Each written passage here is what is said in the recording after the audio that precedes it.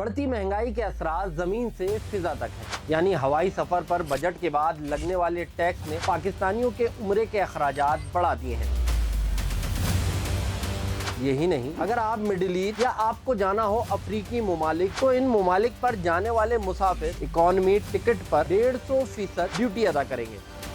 اس کو کچھ آسان کر کے سمجھتے ہیں۔ اکانومی کلاس پر سفر کرنے والے پہلے ایک ٹکٹ پر 5,000 روپے ڈیوٹی ادا کرتے تھے، لیکن اب وہ 12,500 روپے ڈیوٹی ادا کریں گے۔ دبئی، سعودیہ سمیت افریقی ممالک جانے والے بزنس کلاس اور کلب کلاس کے ٹکٹس پر 30,000 روپے ڈیوٹی ادا کریں گے۔ امریکہ اور کینیڈا جانے والے مسافر ایک ٹکٹ پر 1,00,000 روپے اضافی ڈیوٹی ادا کریں گے، جبکہ آسٹریلیا اور یورپ جانے والے مسافروں پر مزید 40% اضافی ڈیوٹی لگا دی گئی۔ پاکستان سے سالانہ 1 ملین یعنی 10 لاکھ سے زائد مسافر سفر کرتے ہیں، جن میں زیادہ تر عمرے اور زیارتوں پر جانے والے ہوتے ہیں۔